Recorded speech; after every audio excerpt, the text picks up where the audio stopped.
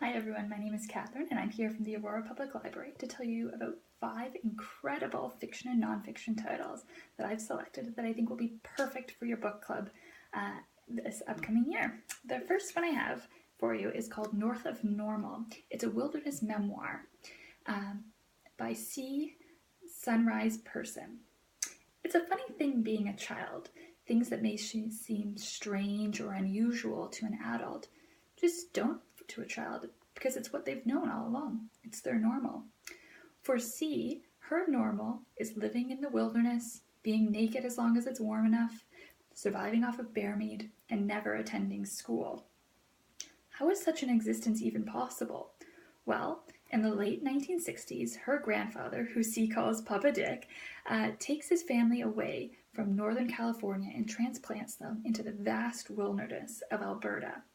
And it's here he starts to establish his own way of life, far from the perils of modern civilization that are endangering his children. Now see, this is her childhood. It's all she's known, and she loves it. She gets to bathe in cool mountain streams. The sun keeps her warm. She gets to spend lots and lots of time with her family, including her Papa Dick, who's that guy right there. She loves it. But for her mother, Michelle, there's one big thing missing: a man. Now, Michelle is man crazy, and C's father is long out of the picture. Her quest for a man will send her and C among the very fringes of society. Michelle will go through a string of boyfriends and lovers who help support her and her daughter. Michelle will refuse to get a job, for the most part. Now, C doesn't understand how weird her life is until she finally gets to school, and she looks around her and realizes the other kids don't have parents like this, and that her existence was very, very strange. And she soon comes to realize that her Papa Dick's way of life isn't a utopia. It's almost a hell. Can a girl raised in the wilderness survive and thrive in the so-called normal world? Find out in North of Normal by C. Sunrise Person. The next book I have for you is a fiction title called I'm Thinking of Ending Things by Ian Reid. I'm thinking of ending things. Once that thought arrives in my mind, it's there. It sticks. It lingers. I can't get it out. I can't stop thinking it. It's there when I wake up.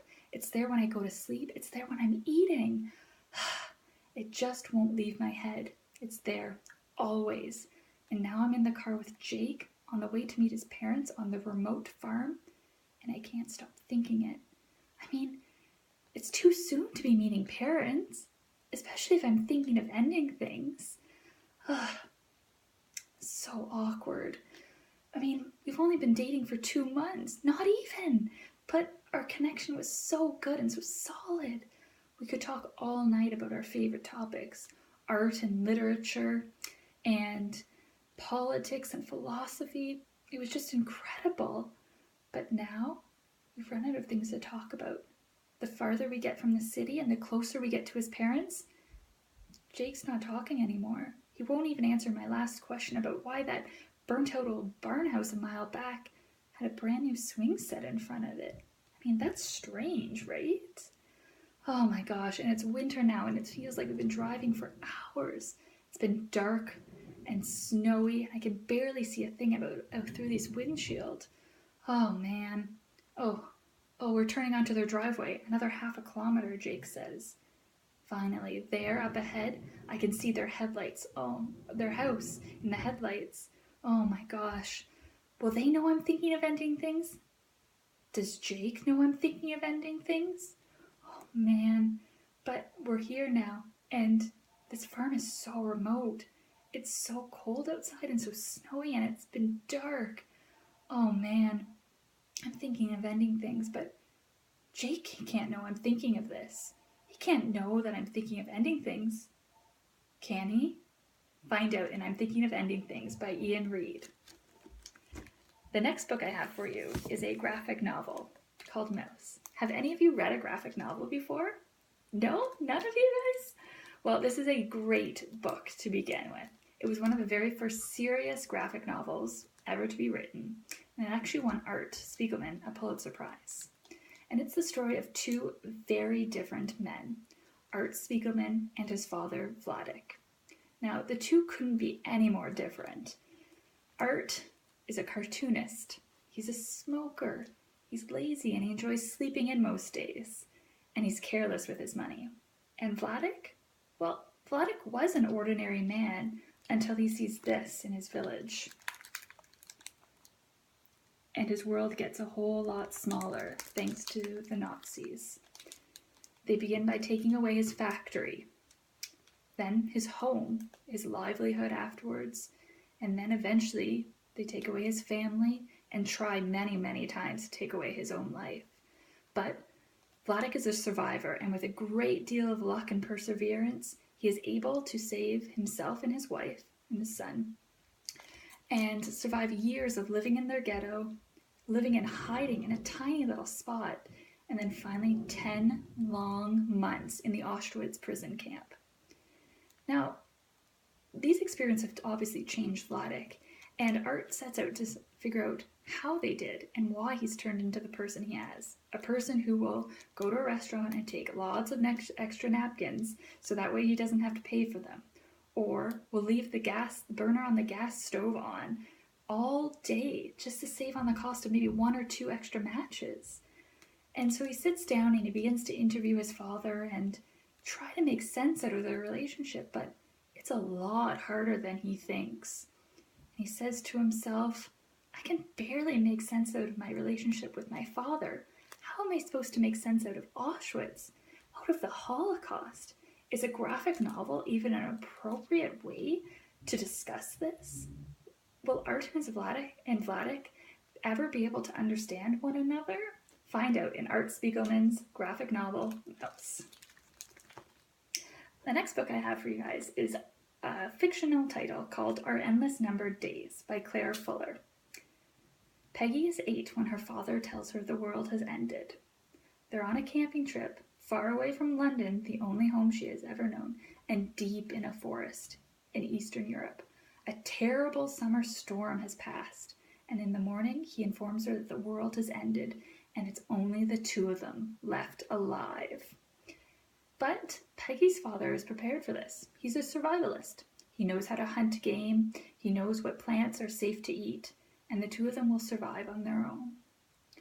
But winter comes eventually, and when it does, it's way longer and so much harsher than they imagined, and they just barely survive. When spring arrives, they're weak and dirty, but they have survived. And so begins the pattern for their 7 long years in the wilderness, harsh, cold winters and severe isolation, until one day, Peggy finds a pair of boots in the woods.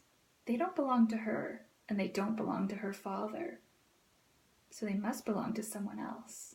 And if they belong to someone else, it means there's other people out there. It means the world hasn't ended, and it means Peggy's father is a liar and has a lot to explain for. Finding those boots will set in motion a series of tragic events. Will Peggy be able to escape her wilderness and make it back to the real world? Find out in Our Endless Numbered Days by Claire Fuller. And finally, the last title I have for you is another nonfiction title called This Is Not My Life by Diane Chamberlain. Would you recognize a murderer if you saw one walking down the street? What about if you worked with one? What about if you volunteered with one? Would a little teardrop tattoo next to their eye give it away? For Diane Chamberlain, it didn't. When she started volunteering at her local soup kitchen, her goal was to get over her last failed relationship and maybe overcome her writing block. She never imagined she would be working with a hardened criminal. But Shane comes in as a dishwasher into the soup kitchen, and all the other volunteers think he's great. And when he finally reveals what he's doing in prison and why he's there, they accept it and rationalize it. It happened a long time ago. And slowly, her and Shane become good friends. They laugh and joke during their shifts there, and eventually that progresses to writing letters to one another and long phone calls. And Shane isn't shy about what he's doing in prison. He's serving a life sentence for second-degree murder. He has been married twice. He has a full set of dentures, and he has the word hi tattooed on his penis in little blue letters. Not exactly most people's idea of a dream date, but Diane is intrigued by him. His quiet humor, his good looks, and his intelligence draw her in.